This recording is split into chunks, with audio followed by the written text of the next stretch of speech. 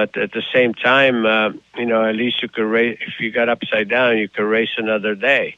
And across the board in all of motorsports, I think we got smarter and started addressing the safety aspect with more vigor and responsibility, and the sanctioning bodies obviously, came up with stringent safety rules, which ultimately benefited the sport because, I always keep saying, as the sport became more and more commercial, sponsors, didn't want to go to funerals. They wanted to celebrate.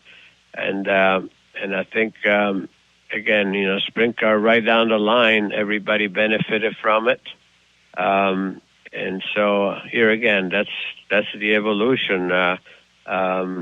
You look back, how many guys would have still been with us, and young guys that lost their lives could have been champions, but they were robbed because they had a bad luck day. And so again, it's all good that at least we were in general smart enough to react and make a difference. So the sport today, fortunately, is safer than it's ever been, and our drivers today, active drivers, have the best chance ever to retire on their own terms, and that's great.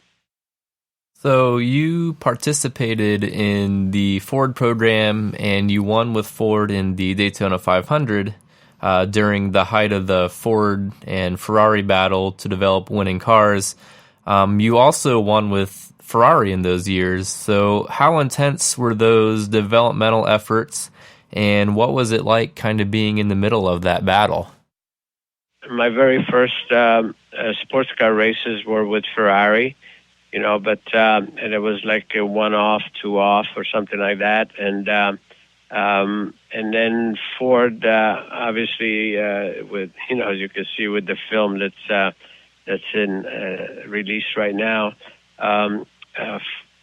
Henry Ford had this thing that he was going to beat Ferrari at all costs, so he had a very ambitious program, and I wanted to learn more and more about the road racing craft because my was to do some Formula One as well down the road in my career, and so I offered my services. I embarked in to be part of all the development, which is I started a year after, actually, the movie right now, Ford versus Ferrari, is portraying the 1965 season, I think. I'm not a historian, but I'm pretty sure.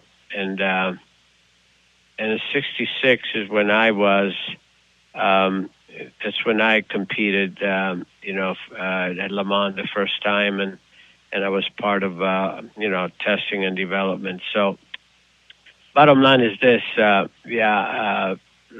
after Ford quit, obviously, and then now, of course, I won my very first long-distance race at Sebring in 67, a week or two after winning Daytona. Won Sebring in the Ford Mark IV, teamed up with Bruce McLaren. So, Ford was competitive, and I had the opportunity. When it comes to Ferrari, I had a great relationship with Ferrari, and developed after that, and so I raced. I'm a driver, and I moved around, different brands. It's not as much about loyalty. I mean, as a driver, you go for the opportunity that is given you, and you go and try to do your job. I think I saw. Did you test for the Ford engine in Le Mans, or was that part of the testing with the Ford program? We did. The testing was very comprehensive. It was engines and chassis and aerodynamics. We used to. A lot of the testing was primarily because of weather and winter. It was between Riverside, California, and Daytona.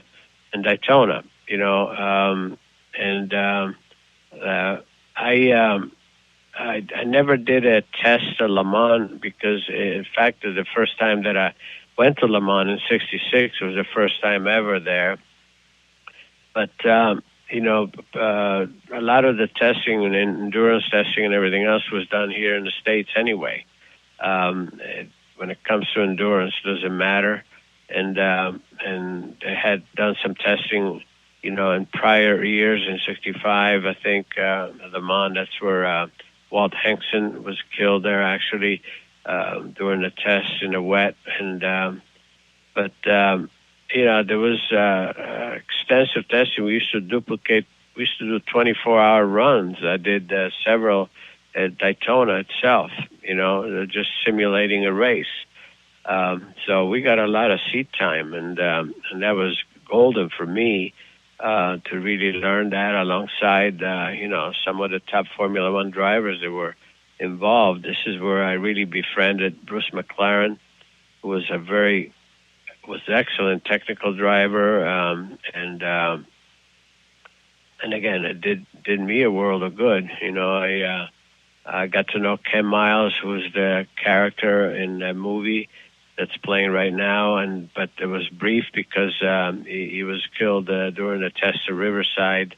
I was there obviously, and it was a sad day. It was not his fault. It was a failure. Something broke in the car, and it was a brand new car, the J model, and anyway, he paid dearly for it, unfortunately. And so there was, as you could see, during this test and development, for Ford, there were 2 lives lost. Top guys, Walt Henson and Ken Miles. So it was serious stuff. But it was intensive, and again, but from a driver's standpoint, for me, it was extremely valuable for what I learned about road racing. So you have been through a bulk of the development in racing activity in general. So this is going to be probably a difficult question for you to answer, but I'm going to ask anyway. So you've won in NASCAR, IndyCars, F1. You've won dirt racing. What would you say was your most memorable, or what is your favorite win to talk about? Yeah, gosh, that, like you said, that's a tough one, because I've been so fortunate, to be able to pretty much, complete most of my ambitious dreams, as far as a race driver. I got to go back where it all started for me. I was still a young lad, young teenager in Italy, before the family came over to the States, and I fell in love with Formula One, for that matter. And my very first big race that I saw internationally was the Italian Grand Prix in Monza at age 14. So for me to win in Monza, which I did, a Grand Prix, and also I clinched the World Championship in Monza on a personal level, there's nothing that could top that, and could not be understood by anyone else, obviously. On the dirt, for me to win the Hoosier 100 over A.J. Foyt was huge, And so you got to put a lot of things in perspective. No matter what the conversation is, you can say, when it comes to the dirt, that was my jewel. And Formula One, that was my jewel, and so on, and IndyCar and sports cars. And you kind of touched on all the different cars that you've raced. So do you have a favorite car that you got to race? Not really. I always say, that my favorite car is any car that I could win a race with. and it goes the same for a track. What's your favorite track? Any track where I want to race. It's just, no matter, how successful you think you are, the wins are still far and few in between. I raced, was documented, in 879 races, that's sanctioned races, and about 45 or so unsanctioned races. So I got almost over 900 races, in my in the history of my career, and then I'm only showing 111 wins. So as you can see that those are the ones you really remember, because it takes a lot of sweat and tears to be able to do that. I know you're out still going out and watching some races. My son and I accidentally, literally bumped into you here in Mid Ohio. We're located here in Mansfield, so we're right down the road from Mid Ohio race course, and I've seen you in a couple different places. Going out and watching these races and seeing these events, is there an event or a track that you when you're there watching, you wish you could get out there and be a part of it today? Yeah, all of it. Spoken like a true racer. Everywhere, I still have that zest in me, that I love the sport so much. I love the driving. Fortunately, I get quite a bit of, some satisfaction out of driving a two-seater, which gives me an opportunity to drive on the road courses and the ovals, and still, give me some reason to stay in decent shape. And and then, of course, as you could see, as a family, we have, a lot of skin in the game, with my son Michael fielding, at least 4 cars in every IndyCar race, and next year is going to be 5. God knows how many he's going to have at Indy, and then, watching my grandson, third generation driving, and then even on my brother's side, on Aldo's side, we have Jarrett, and John's son, and we have Adam, running Trans Am and so forth. So, yeah, our racing is our business, and that's what we love. That's what we know, and that's what we live for, and that's what we breathe. So what can I say? As long as I have, any breath in my body, I will be going to races. That's for sure. What has you the most excited about the future of racing? Well, I think, there's a lot of things. There's always the ups and downs. There are a lot of challenges.